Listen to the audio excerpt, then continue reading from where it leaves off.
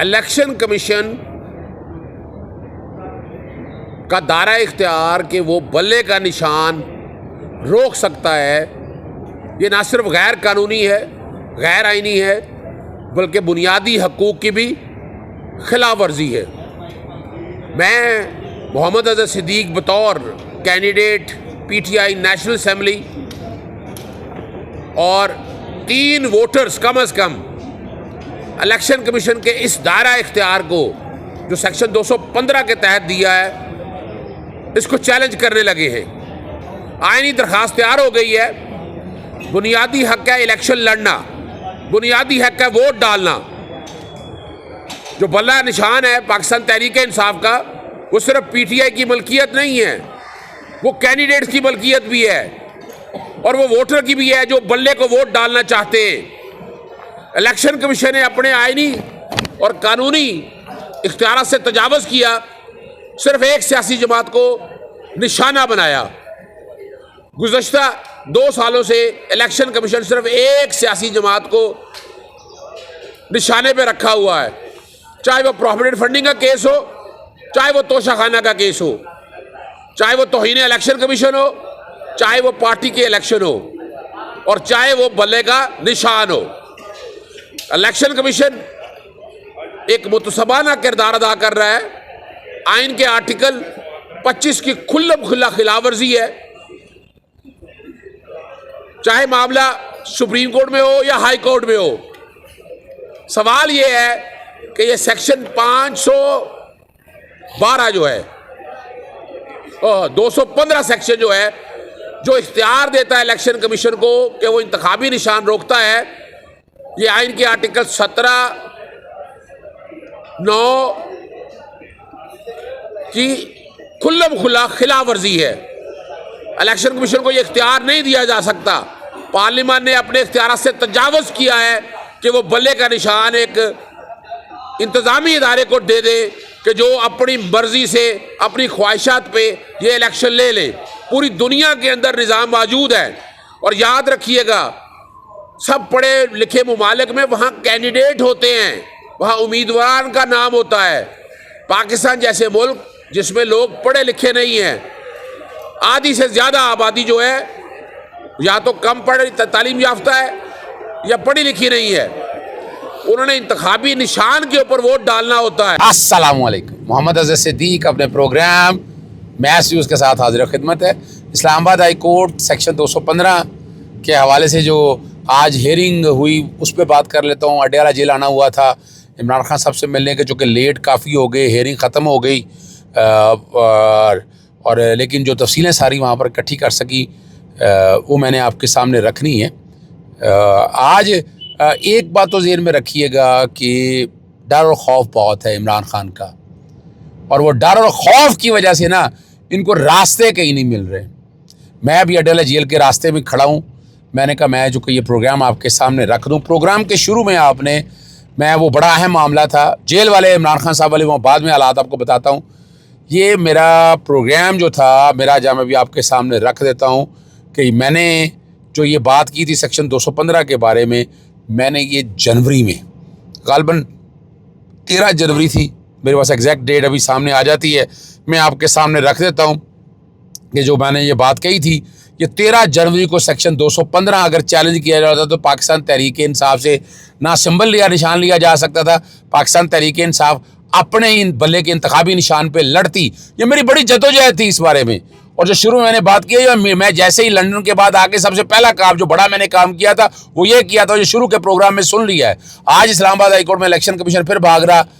मैं तो, जब पहुंचा तो वो उससे पहले डेट ले ली। मैंने जाकर चीफ साहब से बताया, आमिर फारूक साहब को, मैं कहा जी ये सुप्रीम कोर्ट में तो ना ये बात एग्री हुई, ना आर्गू हुआ है, ना ये चीज़ सामने ज़ेरे बहस आई है। ये अगर डिले करना चाह रहे हैं तो इस तरह तो नहीं डिले मामला चल सकते ना, बहुत ज़्यादती है सारे मामले को सामने रखते हुए। साथ साथ मैंने अरशद शरीफ में मुतफ़रक़ दरख्वास्त दिखाने की कि आज ही वो दरख्वास्त भी मेरी सुन ली जाए। साथ मैंने PNIL लिस्ट के बारे में, जो PNIL लिस्ट में नाम डाला जाता है वो कोई हैसियत नहीं है, ना आइनी हैसियत है ना कानूनी हैसियत है, उसमें मैंने एक आइनी दरख्वास्त दायर की है। और साथ साथ मैंने जेल में सहूलियत के हवाले से मैंने एक आइनी दरख्वास्त, यानी टॉर्चर, बेसिकली टॉर्चर के कॉन्टेक्स्ट में अगर देखा जाए, वो मैंने फ़ाइल की है।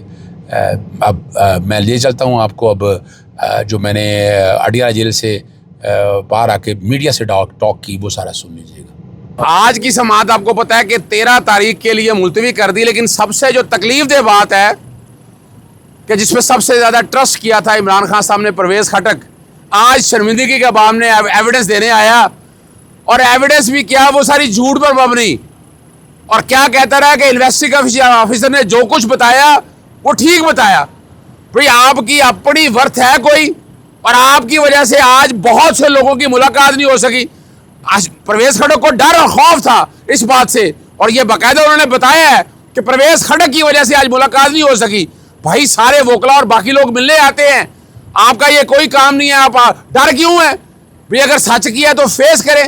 और आज जो उसने एविडेंस दी है, साबित कर दिया है कि वो जनाब ना वेट है ना वजन है, और वो जो हवा के झोंका से उड़ने वाले लोग थे, आज वो कोशिश कर रहे थे ठहर सकें, लेकिन जमीन पर ठहरने की जगह नहीं मिल सकी उनको। दूसरी बात आपके सामने है कि इमरान खान साहब ने जस्टिस काजी फाइज़ साहब के ऊपर अदम एतमाद का इजहार कर दिया है, और बाकायदा दरख्वास्त दायर कर दी गई है। एक और बात आपके सामने रख दे, मेरा आज आने का मकसद ये था कि मैं जेल में इमरान खान साहब की सहूलियत देखना चाहता था। यूएन का जो वर्किंग पेपर आने के बाद देखना है कि क्या हालात और वाक़यात है यहाँ, और मैंने बाकायदा सदर पाकिस्तान और वज़ीर आज़म को ख़त लिखा कि इमरान खान को सहूलियत फराहम की जाए। आज मैं एक आखिरी ख़त लिख रहा हूँ उनको। इमरान खान की कोई डिमांड नहीं है, मैं बता दूं आपको, कि जेल में सहूलियत दी जाए, लेकिन जो आईन पाकिस्तान और सेक्शन 29 और 30 है प्रिजन एक्ट का, वो सिर्फ मौत के कैदियों को ऐसी जगह रखा जाता है जहां इमरान खान को रखा गया है। फिर जेल रूल सारे देख लिए हैं, उसमें जेल रूल्स में आप लोगों के लिए हैरानी होगी कि वो हर एक के लिए खेल की सहूलियत फराहम करनी है, उनके लिए जुमे वाले दिन मुलाकात के लिए रखनी है, इतवार वाले दिन मुलाकात होनी है, चहलकदमी के लिए रखना है, और बाथरूम की फैसिलिटी भी ऐसी देनी है।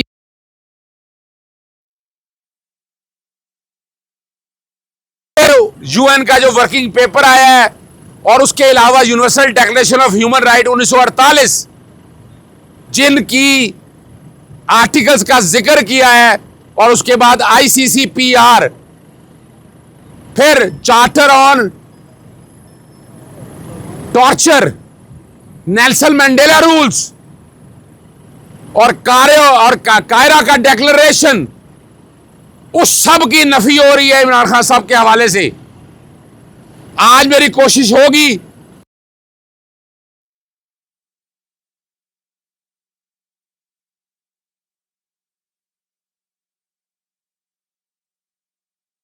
नहीं की जाएगी, तो ये याद रखिएगा, हाईकोर्ट तो मैंने जाना ही जाना है। ये मामला बैनुल अक़वामी जो इदारे हैं, जो ह्यूमन राइट्स के इदारे हैं, वहां तक ले जाया जाएगा जो ज्यादती और जुल्म हो रहा है। नवाज शरीफ की दफा 30-30, 32-32 लोग मिला करते थे, और रोजाना मुलाकातें हुआ करती थी।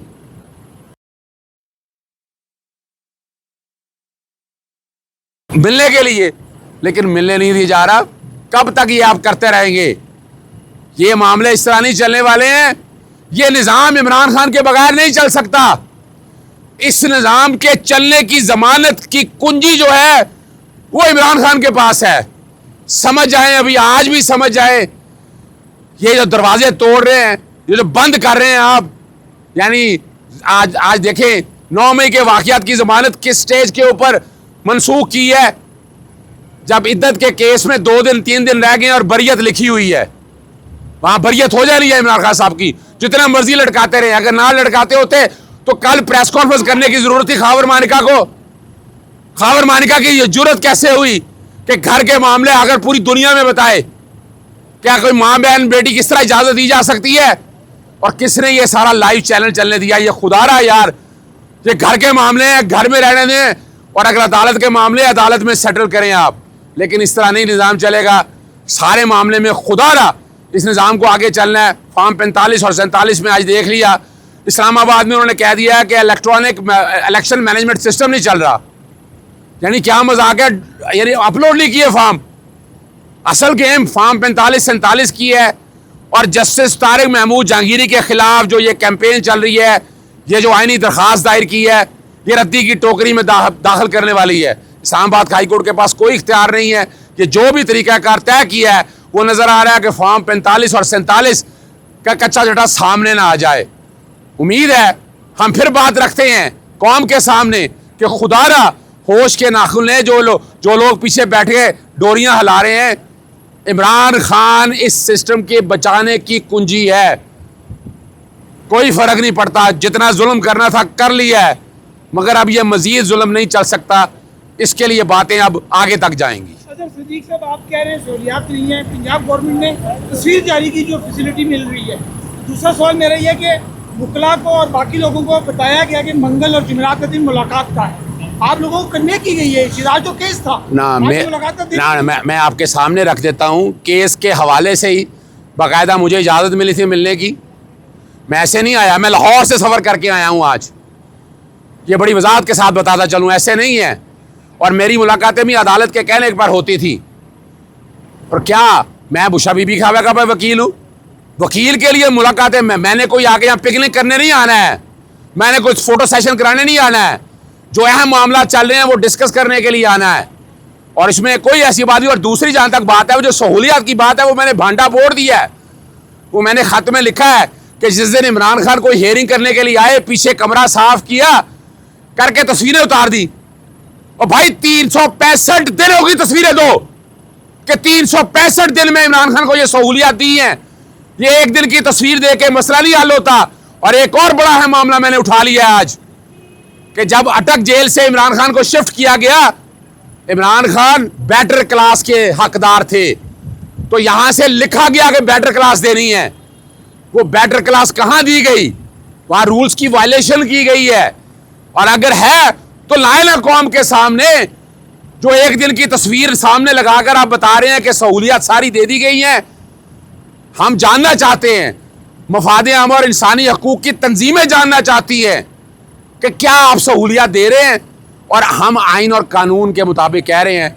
और जी आपने सारी गुफ्तगू सुन ली है। इजाज़त चाहता हूँ। अस्सलाम वालेकुम, अल्लाह हाफ़िज़। पाकिस्तान जिंदाबाद।